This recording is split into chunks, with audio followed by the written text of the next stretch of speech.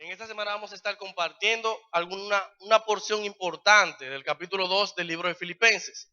La semana pasada en Dios, Persia estuvo compartiendo el capítulo 1 y se ha escuchado ya varios de los muchachos de cómo Dios pudo trabajar en ellos y cómo entendieron varias cosas que preguntaban acerca del libro de Filipenses. Esta semana pudiéramos tocar todo el capítulo, pero una de las cosas que nos hemos propuesto es tocar una porción importante, ya que si tocáramos todo el libro de Filipenses verso por verso, tuviéramos mucho tiempo aquí, invirtiéramos mucho tiempo. Así que vamos a ver una porción pequeña.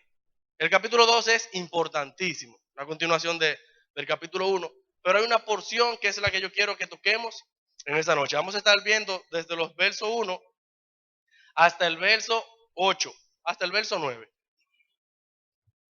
En esta carta de Filipenses, dirigida a todos los santos en Cristo Jesús que están en Filipos, Pablo comienza dando ánimo a sus hermanos para que vivan de la manera característica de los verdaderos seguidores de Jesucristo.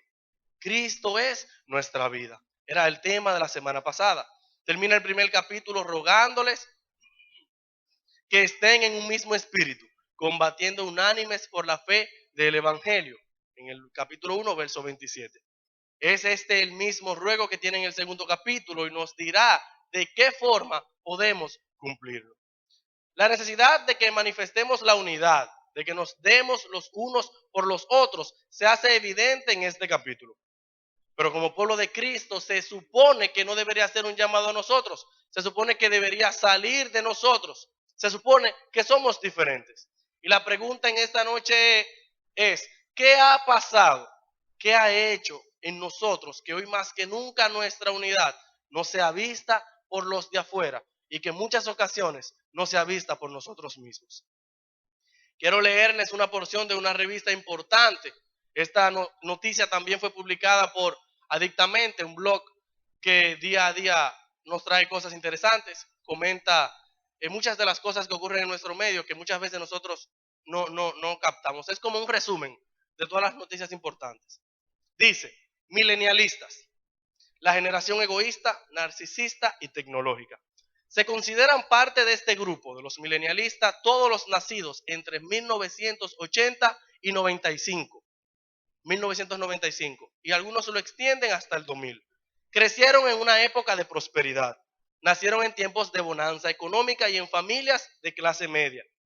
Niños que jugaron con el Atari, el Nintendo, se ríen todos, muchos, el Super Nintendo, que muchos no lo vieron, y otros videojuegos que le siguieron, y esto le hizo despertar el interés por la tecnología. Aunque se trate de una generalidad, poseen características muy particulares, por lo que pasará esta generación a la historia. La revista Time este mes dedicó su portada y un reportaje a este grupo de jóvenes. Los describe como la generación del yo y yo. Es decir, como personas muy egoístas cuyo mundo gira únicamente alrededor de ellos. Si hay algo que debemos de tener claro, es que lo que vende y compramos en nuestra cultura actual es el yo. Se nos ha vendido a través de cada centímetro del mundo que debemos exigir lo que merecemos, sin importar a los demás. Eres digno de reconocimiento, de admiración, de gratitud. Se nos ha enseñado a exigir más y no a dar. Esta generación de 1980, 1995, 2000, somos los que estamos aquí. Es la generación que se encuentra alrededor de los 30 años, 35 años hacia abajo. ¿Por qué nuestros padres son incapaces de manejar la tecnología como nosotros la manejamos? Es sencillo. La generación que creció en el auge de la tecnología fuimos nosotros. Yo sé que, aunque yo no soy el más viejo aquí, yo jugué Atari. Y jugué con el Nintendo 1, el Super Nintendo, el Sega y de esos aparatos. Yo sé que muchos de los que están aquí no lo conocen. Yo hablaba de eso con Erinel en estos días y me dijo, Sega, ¿qué es eso? Pero yo vi la llegada del Internet. El Internet con nosotros no tiene 25 años.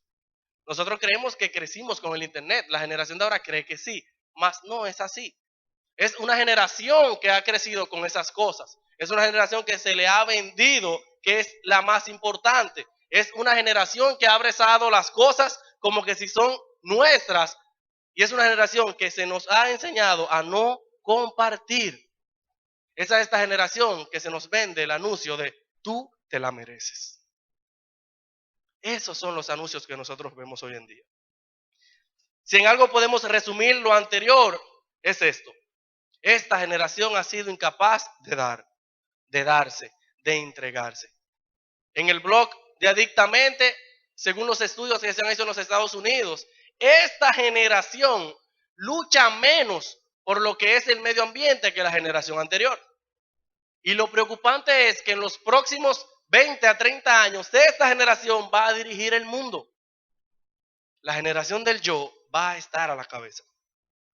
Siendo parte nosotros, los creyentes de esta generación, y a la vez siendo Cristo nuestra vida, como vimos la semana pasada, Dios nos ha capacitado para actuar diferentes. Aunque a veces por nuestras actitudes se nos haga difícil creerlo y hasta mostrarlo, seamos sinceros, nuestra incapacidad de darnos, de entregarnos y de dar preferencia a los demás ha traído diferentes problemas, no solo en el mundo, sino también en el cuerpo de Cristo. ¿Qué es dar? ¿Qué es entregarse? Alguien, ¿qué es dar? Y no me digan que dar, es darle a otra persona. No. ¿Qué es dar? Dar.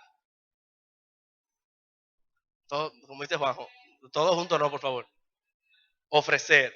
¿Qué más? Ya Razaray rompió el hielo, ahora todos levantan la mano. Dar. Despojarse de algo. ¿Qué más?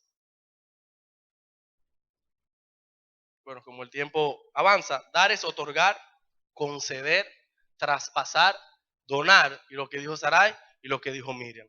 Es otorgar algo, es conceder, es traspasar, es donar algo, específicamente perteneciendo a esa persona. Por eso Pablo en este capítulo nos dice cómo lograr y nos da el mejor de los ejemplos. Cristo Jesús.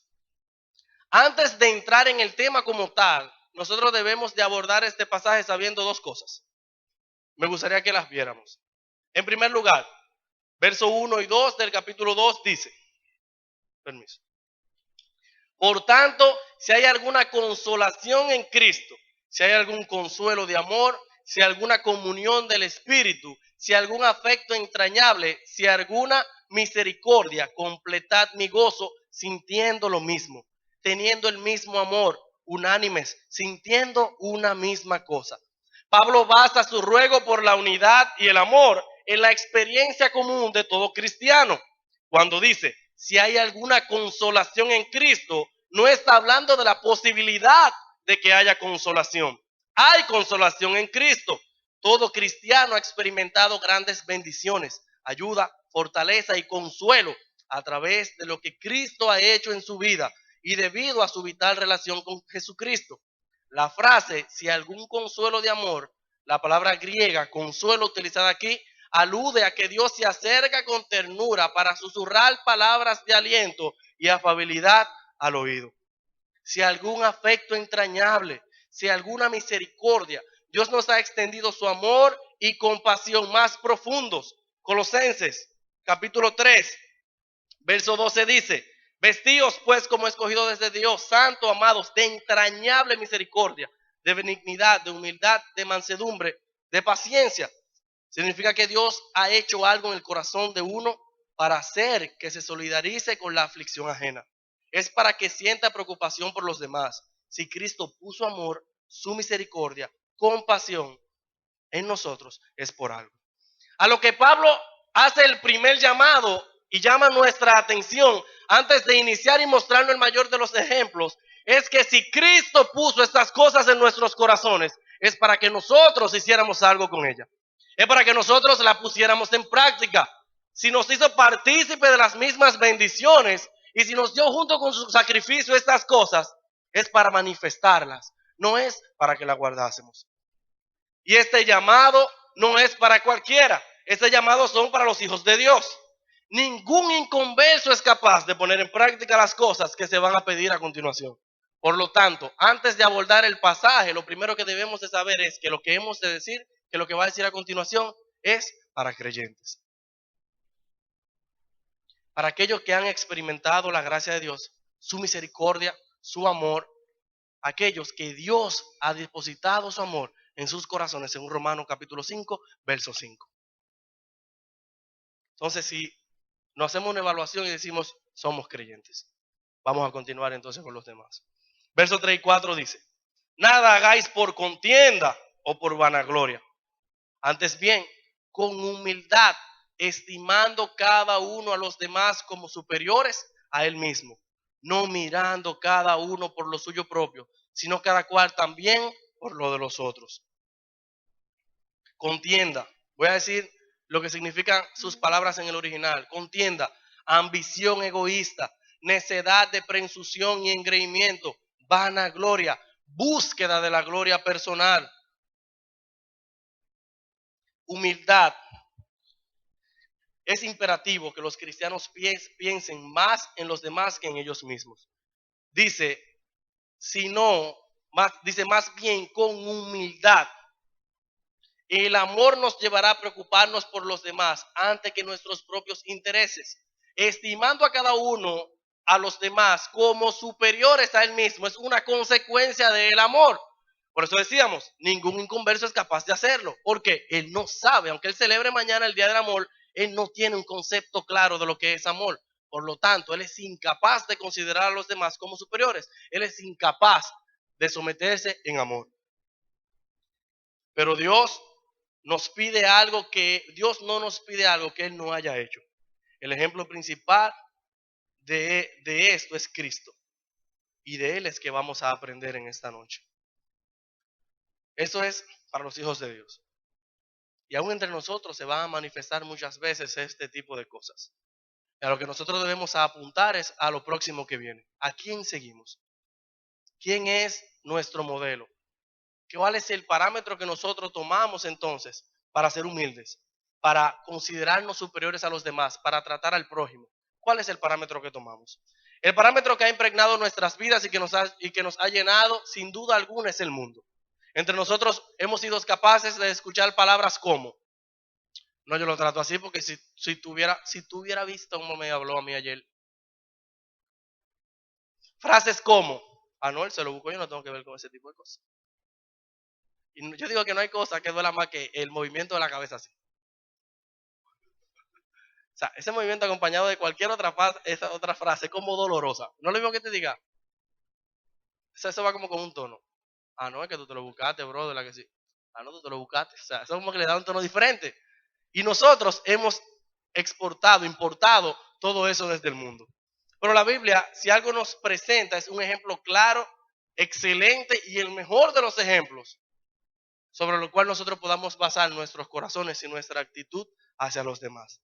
Por eso es que vamos a ver esta noche a Cristo como el ejemplo supremo de humildad, como nuestro ejemplo. Pudiéramos mencionar muchos hombres en la Biblia caracterizados por la humildad, pero todos al final apuntan a Cristo Jesús.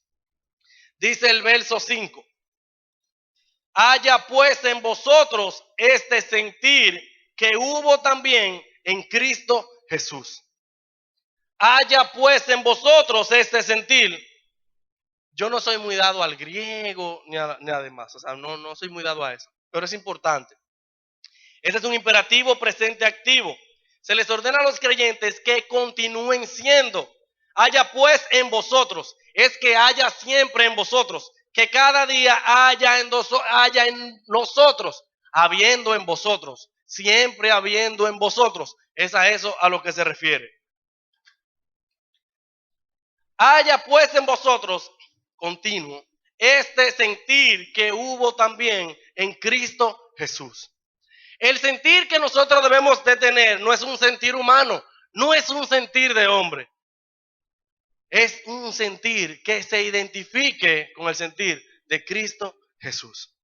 Por eso, lo primero que nosotros debemos de ver a la hora de hablar de humildad es que Cristo va a ser nuestro ejemplo supremo. Los parámetros no deben ser los hombres. Los parámetros no deben ser pagar como a mí me pagan. No es ver a los demás como a mí me vean. La palabra de Dios dice, haya en vosotros este sentir que hubo en Cristo Jesús. El ejemplo supremo de nosotros va a ser Cristo Jesús. Por lo tanto, no importa cómo me vean los demás, cómo me traten los demás, qué digan los demás y desde mi punto de vista, qué merezcan los demás. No debe ser regidos por las circunstancias. Para nosotros no es extraño que nos despertamos un día que no queremos saber de nadie.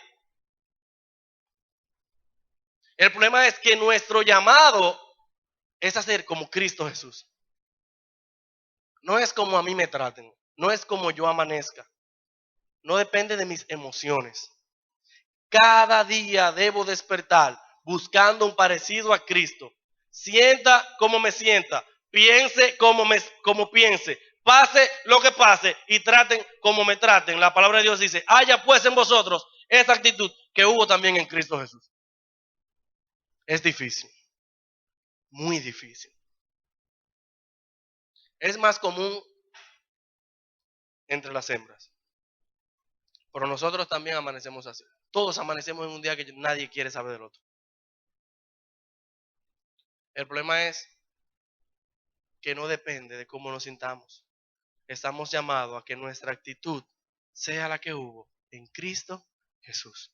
Por lo tanto, en primer lugar, para partir de aquí, nuestro mayor ejemplo de humildad es Cristo. Dice Primera de Pedro 2:21, porque para este propósito habéis sido llamados, pues también Cristo sufrió por vosotros, dejándose ejemplos para que sigamos sus pisadas. Para que seamos como Él, para que nos comportemos como Él, para que pisemos donde Él pisó. Así ustedes van a andar por donde Él anduvo, van a caminar como Él caminó. Cuando nosotros entonces actuamos de una forma totalmente diferente a lo que es como el sentir que tuvo Cristo Jesús, andamos nosotros como queremos, andamos nosotros totalmente diferente a como Dios quiere que nosotros andemos. En segundo lugar, dice el verso 6, el cual siendo en forma de Dios, no estimó el ser igual a Dios como cosa a que aferrarse. De cada uno de estos versos nosotros pudiéramos predicar un mes, pero es necesario resumir.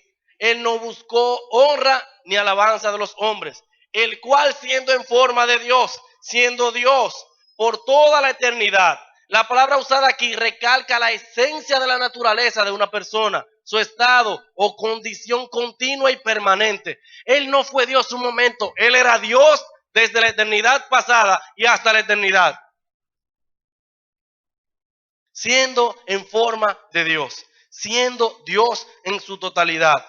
Forma, carácter y esencia. Igual a Dios, la palabra utilizada aquí denota tamaño, cantidad, cualidad, carácter y número. Igual a Dios en todos los sentidos. No le importó riquezas celestiales, el ser rey de todo el universo. Él decidió dejar lo más sublime por nosotros. Eso es humildad. Eso es darse. Si alguien tenía de qué agarrarse para no humillarse, era Cristo Jesús. Si alguien tiene de dónde pedir que sea honrado y sea alabado sin dar nada a cambio, es Cristo Jesús. Dice la palabra de Dios, no estimó el ser igual a Dios. No le importó todo lo que tenía. Oswald Chambers dijo, si lo que llamamos amor no nos lleva más allá de nosotros mismos, no es amor. En el Evangelio de Juan, él dijo, no recibo gloria de los hombres, en el capítulo 5, verso 41. Yo no busco mi propia gloria, en el capítulo 8, verso 50. Cuando nosotros buscamos gloria y alabanza de los hombres, estamos demostrando un corazón orgulloso. Si algo nos mueve a ser orgullosos es nuestra constante búsqueda de la aprobación de los demás. Dios no estimó el ser igual a Dios. Y suena redundante. Cristo no estimó ser el rey del universo. No le dio valor a ser todopoderoso, creador del cielo y la tierra, tenerlo todo y no necesitar de nada. Se humilló. Y mientras meditaba en eso, me golpeó duro. Porque nosotros no tenemos nada. Y no hay personas que se crean más la gran cosa que nosotros. Nada. La vida que tenemos es prestada. La ropa vino como consecuencia de algo que Dios nos dio para darnos la ropa.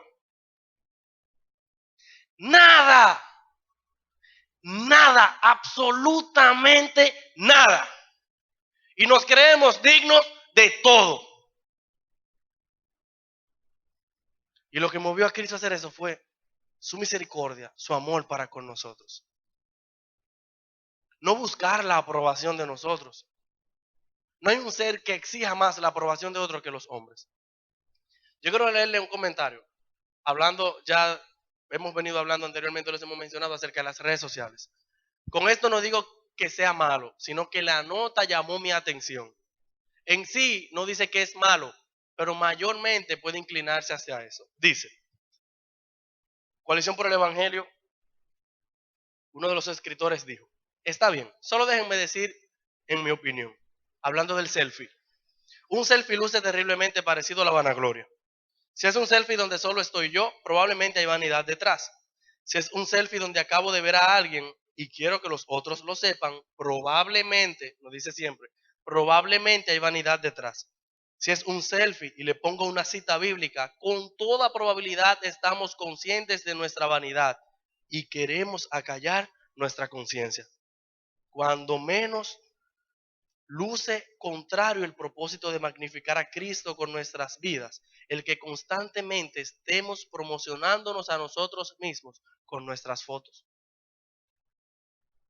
No está mal, pero hay que evaluar con la frecuencia con la que nosotros nos vendemos, con la foto, con las veces con que nosotros queremos exaltarnos a nosotros mismos, dejando a Dios a un segundo lugar. Humildad, humildad. Cristo Jesús. Si algo debemos de señalar y aprender de nuestro Dios es que Él no buscó la aprobación de los demás. Si la humildad es la raíz de cada virtud, entonces el orgullo es la raíz de cada pecado. Comenzando desde el momento en que Lucifer, dice un comentarista acerca de este pasaje, comenzando desde el momento en que Lucifer se exaltó a sí mismo para ser como Dios, él se rebeló en contra de la autoridad de Dios y fue expulsado del cielo. Fue el orgullo que rompió nuestra relación con Dios en el huerto del Edén. Así es que para poder ser reconciliados con Dios, para poder ser restaurados a la comunión con Dios, era necesario que se produjera la restauración de la humildad que perdimos en la caída. ¿Tiene sentido? El orgullo cortó nuestra relación con Dios. Así es que para que esa relación fuera restaurada, debía haber una restauración de la humildad. Pero ¿cómo iba a suceder esto? Nosotros éramos muy orgullosos para ser humildes. Un escritor dice, Jesucristo tomó nuestro lugar y cumplió a cabalidad el destino eterno del hombre a través de su vida de perfecta humildad. Su humildad es nuestra salvación. Su salvación es nuestra humildad. Por tanto, estudia la humildad de Jesús. Ese es el secreto, la raíz escondida de tu redención. El problema es que el ejemplo de humildad y nuestros parámetros de humildad son según el mundo, no según Dios. Y nuestro mayor ejemplo de humildad es Cristo Jesús. Gálatas 1:10 dice, ¿por qué? ¿Busco ahora el favor de los hombres o el de Dios? ¿O me esfuerzo por agradar a los hombres? Si yo todavía estuviera tratando de agradar a los hombres, no sería siervo de Jesucristo. En primer lugar, Cristo es nuestro mayor ejemplo de humildad.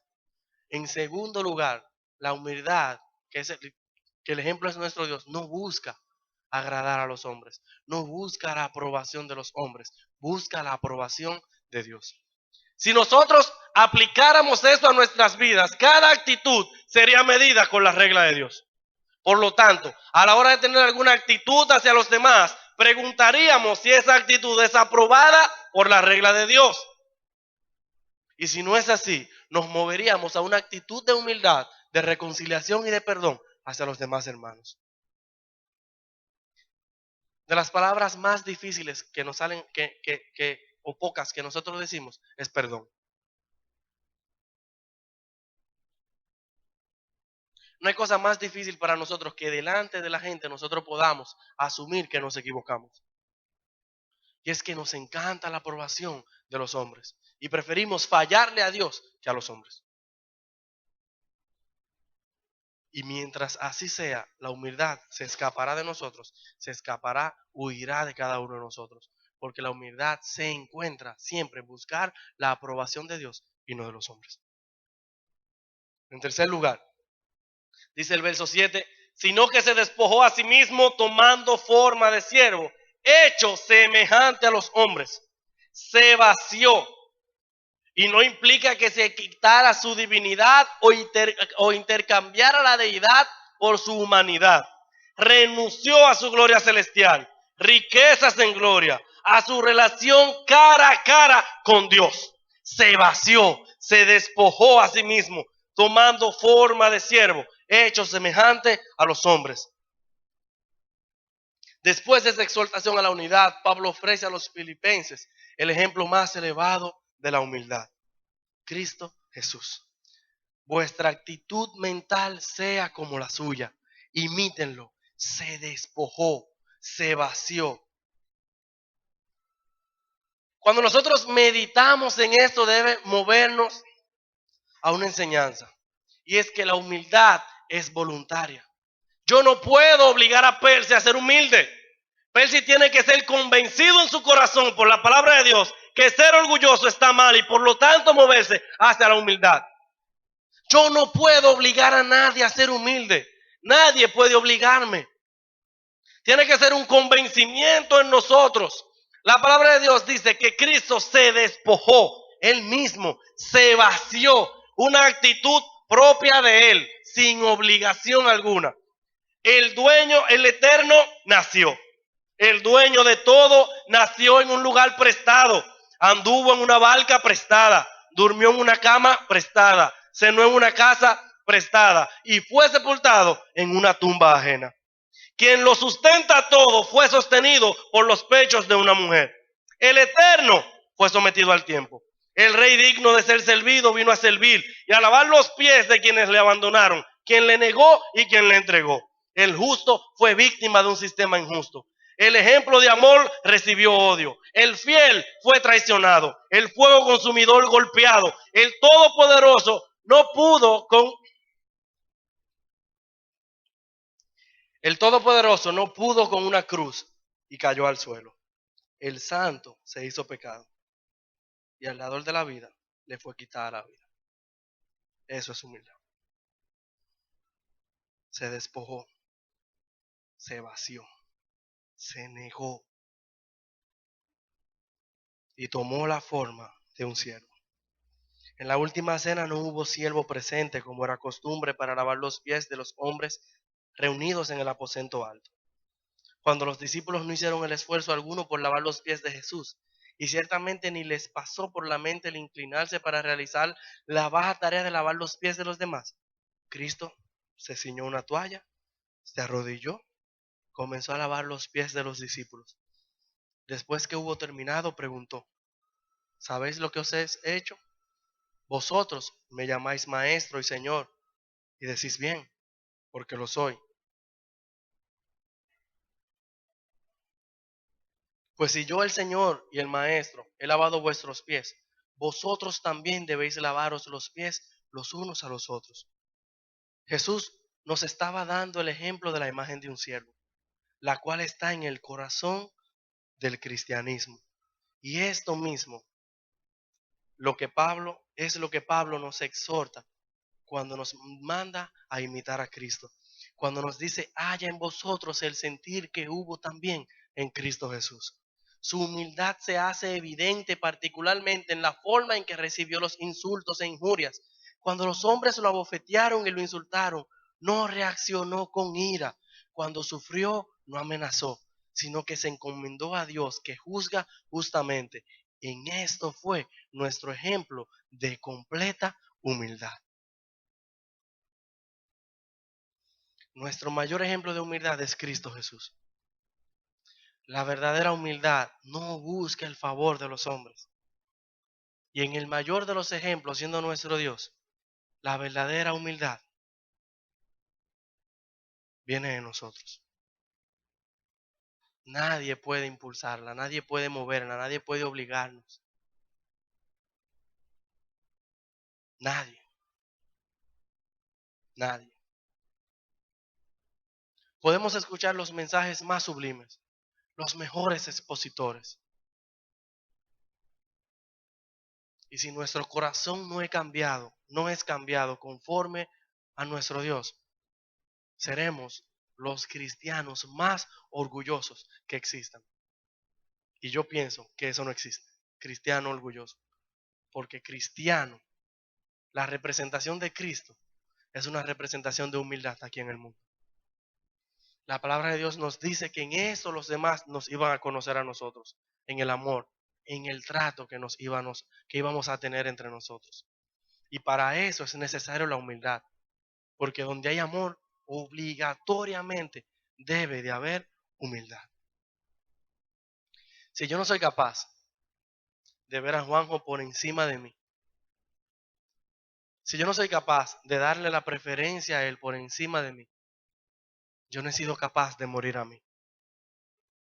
Por lo tanto, esa es una muestra de que todas mis relaciones se van a ver afectadas por mi orgullo, por mi creencia de grande, por mi poco conocimiento de Dios y por el poco conocimiento de aquel que es el vivo ejemplo de humildad.